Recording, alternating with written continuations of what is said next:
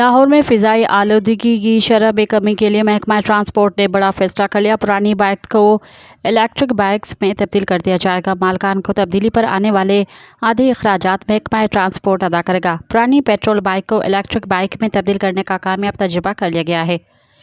तैयार की जाने वाली बाइक को UAT इंजीनियरिंग डिपार्टमेंट से टेस्टिंग करवाई जा रही है। सेक्रेटरी ट्रांसपोर्ट का कहना है कि अगर पंजाब के रजिस्टर्ड आधी बाइक्स भी इलेक्ट्रिक पर मुंतकिल कर ली गई तो आलूदगी की शरह में कमी होगी। महकमा ट्रांसपोर्ट के मुताबिक अक्टूबर से जनवरी तक पेट्रोल बाइक्स को बैटरी पर चलवाया जाएगा। मुंतकली पर आने वाले अखराजात का आधा हिस्सा महकमा ट्रांसपोर्ट अदा करेगा। मज़ीद ख़बरन ऐं तफ़सीलात लाइ विज़िट कयो असांजी वेबसाइट www.awamiNewsHD.com ऐं ॾिसंदा रहो अवामी न्यूज़ HD।